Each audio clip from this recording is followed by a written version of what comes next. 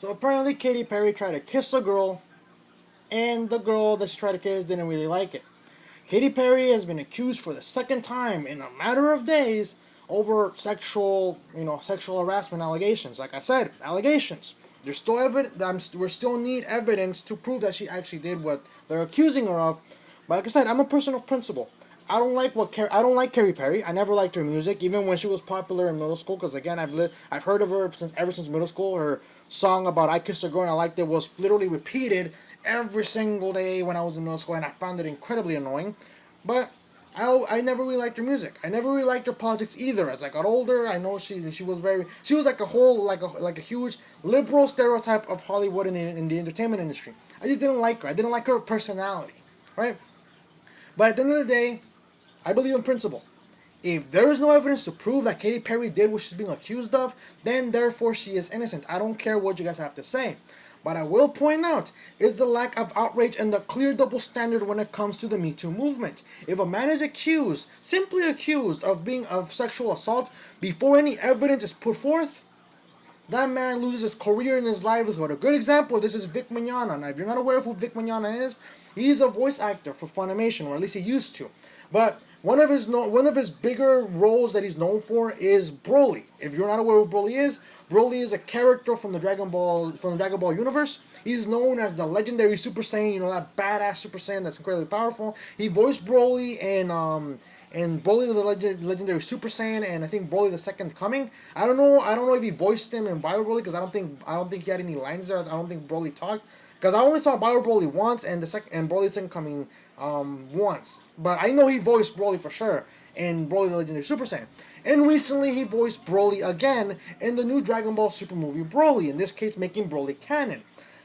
Vic Mignogna, he was accused by another actress by the name of Monica Rial, who voices Bulma in the Dragon Ball franchise, and he lost his career over simple allegations before he was taken to court.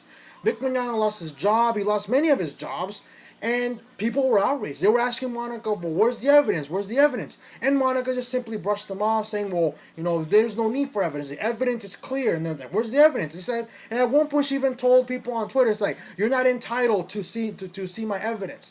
Okay, fine. Well, Vic Mignogna apparently is now in court. Apparently he's literally suing Monica Rial and Funimation for issues of defamation. I think for charges of defamation, and personally, pretty much he's basically going to court for this. But even before evidence was put forth, the man lost his job without any evidence provided. Now, Katy Perry, she's been accused not once but twice in literally in a matter of days, and yet she still has her career. People are coming to her defense, and in the sense that if it was a man being accused and people came to his defense and saying, where's the evidence? The people would accuse, the people defending the man who's accused of this, they will call him supporters of rape culture, they support rapists and all that nonsense. But people coming to the defense of Katy Perry, there's no problem with that. Why? Because women cannot rape men, apparently. We live in that culture now. Because the Me Too movement is all about targeting the patriarchy and fighting the patriarchy, and that's the problem. Again, clear double standard here. This is what I'm going to be pointing out through most of the article. I don't like Katy Perry. If there's no evidence, she's innocent. But we clearly see a double standard here. Like I said, a man is accused before any proof is shown. He automatically loses his job and his livelihood. Their lives are ruined. But Katy Perry gets accused not once but twice in a matter of days. She still has her career. She still has her profession. And clearly we see the double standard here. The article's from Mercury News, and it reads, Katy Perry faces new sexual harassment allegation, the second claim in a week. Singer has yet to respond to accusations made earlier this week by a male model. Several days after a male model alleged that Katy Perry humiliated him by pulling down his pants in front of others at a party, a TV presenter in Russia said that the singer tried to force a kiss on her, Page 6 reported.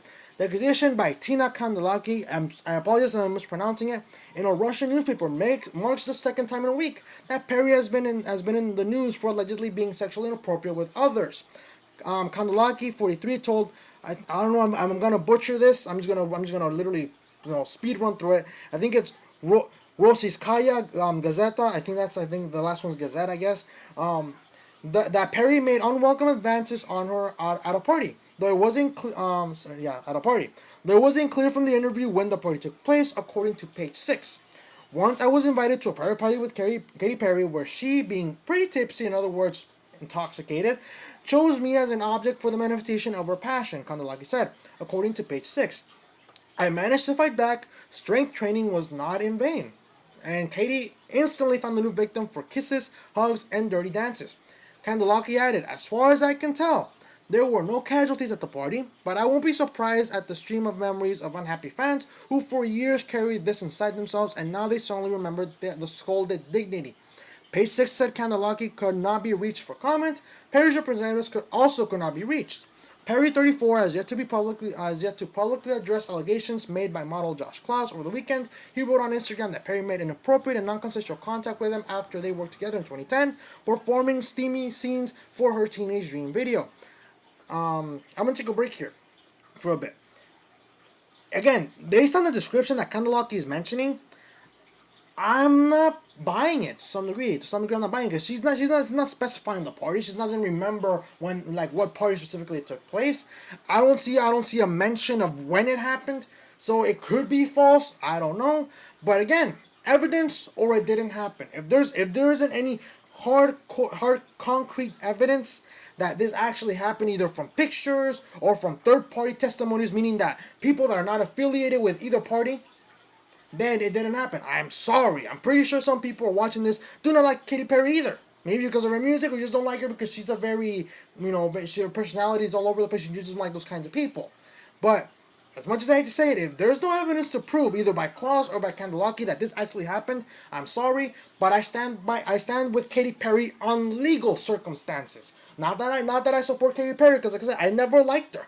You can even ask my relatives. You can ask my sister as well. I never liked Katy Perry. I never liked her. But on the legal stance, I have to side with Perry because it's innocent until proven guilty. Now, let's keep going. See, both accusations are likely to continue a debate. Is this singer being falsely accused and unfairly targeted, or in a post-#MeToo world, should she be held accountable, as any powerful male entertainer would be if he had been called out for sexually harassing behavior? I'm going to take a break here again. Nowadays, people are very weary of the Me Too movement. Not that I'm saying that many women who are accusing of men are liars, but there's been instances where women have actually been caught lying about this. If you look up articles on YouTube, you look up news articles on YouTube, talking about how, I remember seeing this one a couple of days ago, something from a year ago, I think a year or 2 years ago, where a woman falsely accused a man of raping her. Okay, I know I said the R word. I'm going to start using sexually assaulted to be a little bit more, a little bit less graphic to some degree. But this woman accused this man of sexually assaulting her. Later on, it was discovered that she was lying about this. She lied. She was caught lying about this. But by that time, the man had lost his job. He had lost his dignity because no one wanted anything to do with him. And it's really sad. Not saying that all victims, not that all people who are accusing people of sexual assault are liars, but there's some that will use the Me Too movement in order to get their 15 minutes of fame and get a huge bump in social media. It's all about likes and retweets and all these, and all these YouTube views, right? But some women have actually used the Me Too movement for their own selfish gains. And that really does harm the actual victims of this. And now people are becoming really suspicious of them. Now people are actually doubting real victims, in many cases real victims, because of the actions of a few who decided to use the Me Too movement as a way to benefit themselves. Nowadays, whenever a woman accuses a man of sexual assault, people are starting to actually say, wait, where's the evidence? I don't care what you accuse me of, but I want to see evidence before I jump to conclusions. It's innocent until proven guilty, and a lot of people are starting to become, savvy of how accusations work now. They're starting to say, well, where's the evidence? Now people are starting to become savvy of how notorious the Me Too movement has become, and how clearly it has a double standard. But let's keep going. Kloss said a double standard. There you go. There you go. Even Kloss is saying this. I'm saying that even Kloss is saying it. But even then, where's the evidence, Kloss? I can't take your side until you prove to me that Katy Perry did what she did to you all those years back. But anyways, keep going. Kloss said a double standard should not exist for Perry because she's a woman. And I agree, Kloss, I agree. But we need evidence, Kloss. Come on, man. You need evidence for this. But anyways, keep going. He alleged that the pop star greeted him at a party a couple years after they worked on the video by pulling down his sweatpants and underwear to expose his genitals to the crowd. Can you imagine how pathetic and embarrassed I felt? He wrote in one of several posts related to his allegations. I just say this now because our culture is set on proving men of power are perverse, but females with power are just as disgusting. Yes, and I agree with you, Kloss, but we need evidence, man. I can't take your side unless you have evidence to prove Katy Perry did what you are telling us that she did to you.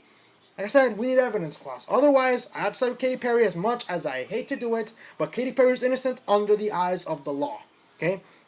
Perry's friends and fans have accused Kloss of fabricating the allegations and appropriating the intentions of the Me Too movement to garner publicity. Of course your friends would say that. Of course your fans would say that.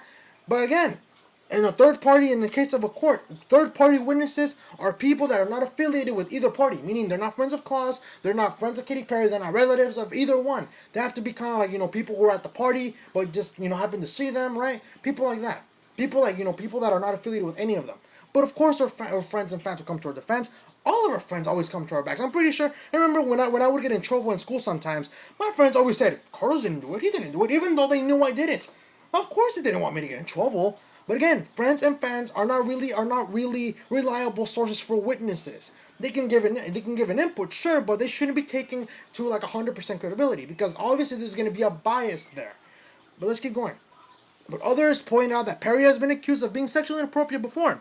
She generated headlines in March 2018 for her overt and sometimes uncomfortable flirting with male contestants during her stint as a judge last year on American Idol.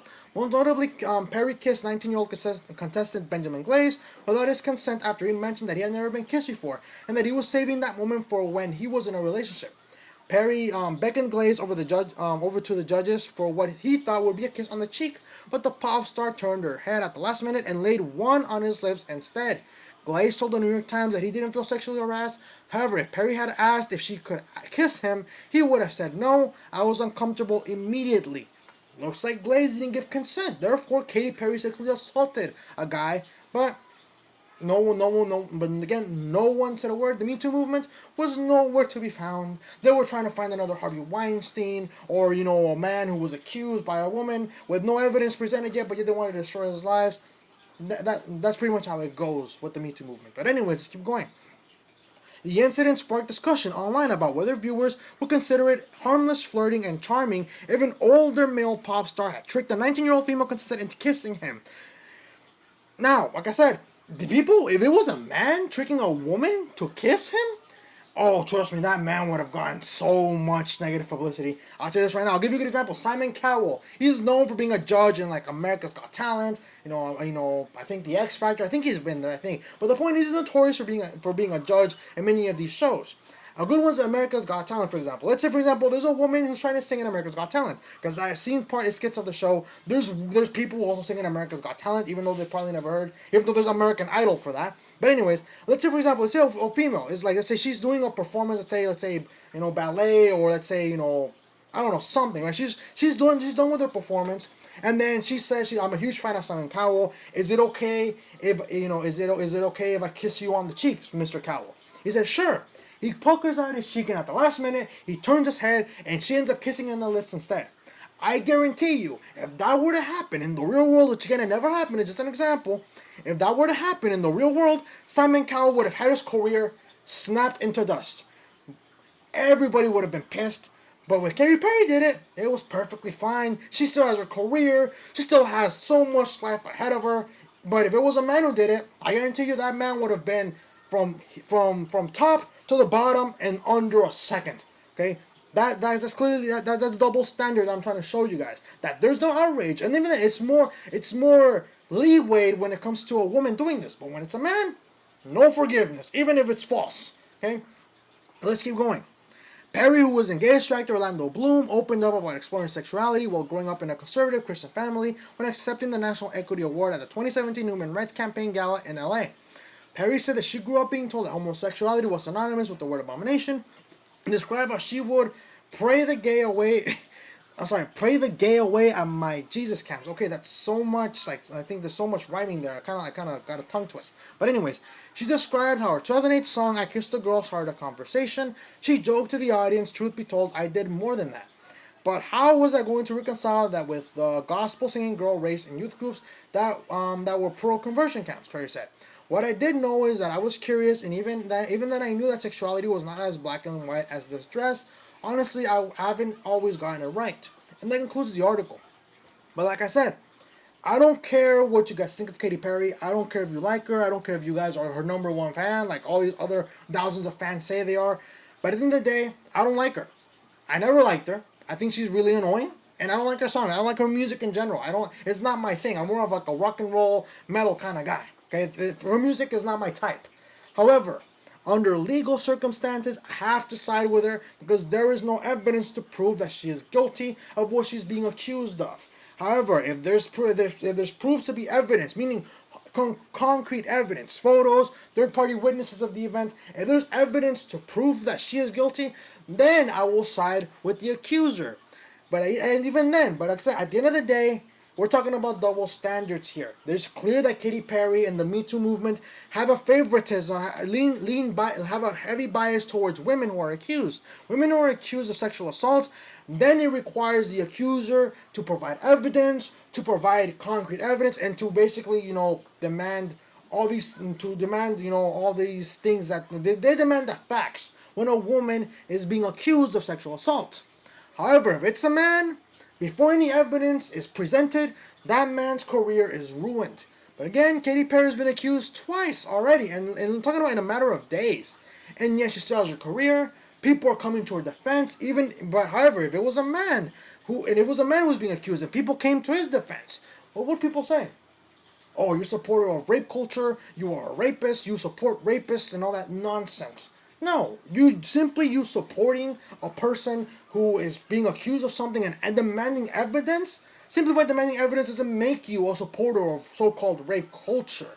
But the thing is that it's called common sense. It's innocent until proven guilty. And in this case, I'm coming to Perry's defense because as I'm recording this video, there is no evidence to prove Perry did what she's being accused of. But there's a clear double standard here.